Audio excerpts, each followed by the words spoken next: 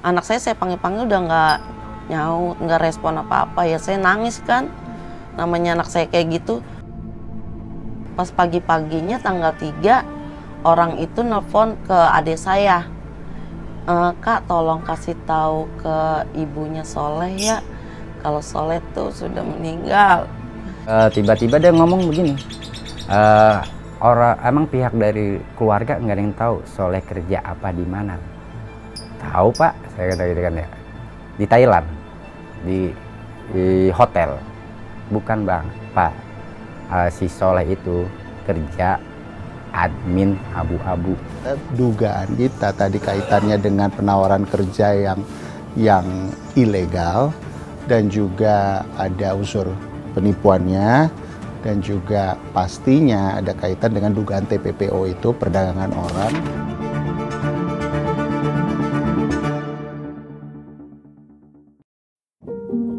Soleh Dermawan masih berusia 24 tahun, lulusan D3 Tata Boga.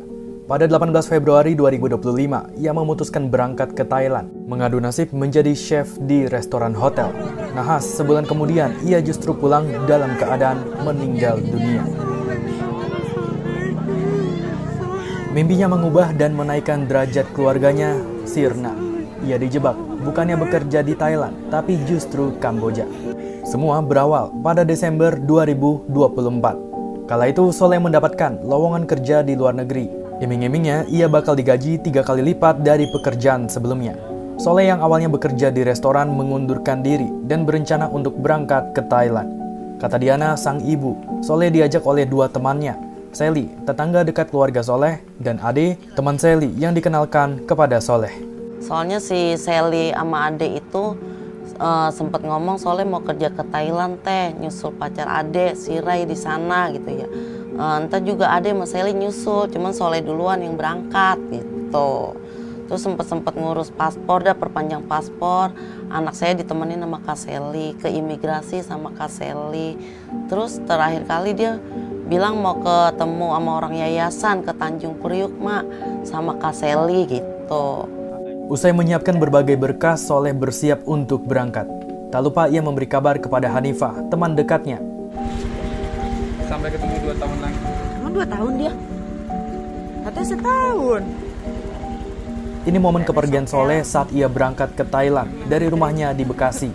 Ia diantar oleh Sally, orang yang disebut-sebut mengajaknya untuk bekerja ke Thailand.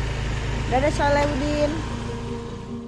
Dia tanggal 18, dia tuh nyampe jam 10-an kurang. Enggak, malam berangkatnya tuh jam 1. Iya, nyampe Thailand bilangnya. Saya minta pap mukanya, cuman yang sekali lihat aja. Nah, itu saya dikirimin foto kamar hotelnya. Terus saya VN masih bisa, voice note tuh masih bisa. Saya voice note, dia bales voice note juga. Udah habis kayak gitu, habis itu udah nggak bisa lagi. Ke sono-sononya tuh nggak pernah voice note. Dia tuh bales chat saya di jam 1 malam, jam 11 sampai jam 1 paginya enggak. Tapi bilang kerja. Dia bilang iya, saya tuh iya, bilangnya tetap restoran. Kemana sebetulnya Soleh pergi? Merujuk paspor Soleh, ia betul pergi menuju Thailand. Soleh tiba di Bandara Internasional Suwarnabhumi pada 18 Februari. Namun di hari yang sama, Soleh masuk ke Kamboja. Ada stempel keberangkatan imigrasi Thailand dari perbatasan Aranya Pratet dan stempel imigrasi Kamboja di Phoi Phet. Saat di Kamboja, Soleh diduga kuat bekerja di Phoi Phet. Ia punya visa masuk ke Phoi Phet dengan kartu imigrasi yang berstempel Phoi Phet. Setidaknya Soleh berada di sana selama 2 pekan. Selama itu pun keluarga dan teman-temannya kesulitan menghubungi Soleh. Nggak ada, makanya saya sempat panik kan, kok ini dia begini gitu. Biasanya anaknya ceria, biasanya mah kan kalau di Jakarta emang gitu dah, ngadonin kue. Mas saya, Mak lagi bikin kue, lagi bikin nastar Mak, brownies Mak, masukin ke oven sambil nyanyi-nyanyi sambil joget-joget, anaknya ceria banget. Pas di sana dah pendiam, kayak ketakutan anak saya mukanya. 2 Maret 2025, keluarga mendapatkan telepon video dari orang yang diduga rekan kerja Soleh. Kameranya diarahin ke anak saya terus. Anak saya lagi posisi duduk di tempat tidurnya itu. Anak saya panggil-panggil udah nggak nyaut, nggak respon apa-apa. Ya saya nangis kan. Namanya anak saya kayak gitu. Orang itu bilang, Ibu apa Soleh punya riwayat kejiwaan? Ya saya marah. anak saya nggak ada riwayat kejiwaan, nggak pernah sakit keras di sini. Sehari setelahnya, Soleh meninggal dunia. Pas pagi-paginya tanggal 3, orang itu nelpon ke adik saya. Kak, tolong kasih tahu ke ibunya Soleh ya, kalau Soleh tuh sudah meninggal. Soalnya saya nggak kuat, katanya ngasih tahu semalam orang tuanya udah histeris gitu. Tiba-tiba dia ngomong begini, emang pihak dari keluarga nggak ada yang tahu Soleh kerja apa di mana? Tahu Pak, saya kata gitu kan ya. Di Thailand, di hotel. Bukan Bang, Pak. Si Soleh itu kerja admin abu-abu. Admin abu-abu, berarti selama ini Soleh berbohong dong sama keluarga. Gitu dia ceritanya. Dalam hati saya marah. Iya, lu udah mati lu baru bisa ngomong begini. Dugaan Soleh bekerja di Poipet juga diperkuat dengan dokumen kematiannya. Ada penyebab kematiannya.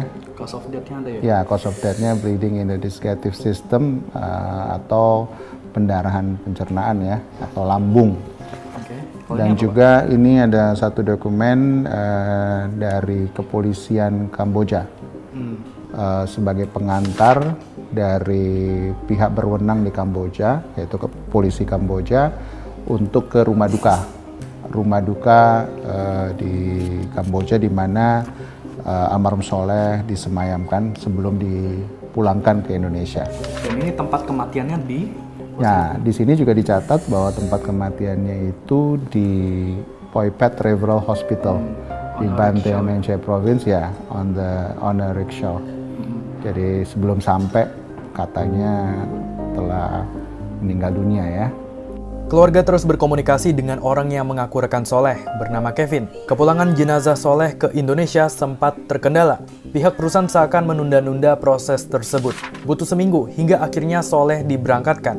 Semua prosesnya diduga dibayar oleh perusahaan dengan sumber rekening yang disamarkan. Soleh pun tiba di rumah keluarga pada 15 Maret 2025. Penyebab kematian karena pendarahan pencernaan memicu kecurigaan. Pihak keluarga memutuskan untuk mengekshumasi jenazah Soleh. Mereka juga melaporkan Sally dan Ade, sosok dibalik orang yang menjebak Soleh bekerja di Kamboja, ke Polda Metro Jaya. Nah, dugaannya adalah yang pertama keterkaitan dengan undang-undang pemberantasan tindak pidana perdagangan orang. Dan berikutnya adalah undang-undang perlindungan pekerja migran Indonesia. Kami mendatangi rumah Sally, meminta tanggapan terkait dugaan keterlibatannya dalam kasus Soleh. Namun setelah berkali-kali mengetok pintu, tak ada respons. Ya, harapan kami dari keluarga untuk pemerintah tolong dipertegas kasus ini, TPPO ini ditindak yang tegas-tegasnya. Kami dari keluarga jangan sampai ada Soleh-Soleh berikutnya, cukup Soleh yang satu ini. Kementerian Perlindungan Pekerja Migran Indonesia atau KP2MI bilang mereka akan memburu para pelaku. Dan ini ada juga TPPO-nya, maka sebaiknya saya kira kita mendapat bantuan Presiden agar menyelidiki dua orang ini untuk memulai masalah sebenarnya. Intinya bahwa kami kementerian tentu bersama dengan Kemenlu akan memberi pendampingan bantuan yang dibutuhkan untuk memperjelas masalah kasus Soleh dan Rohmi.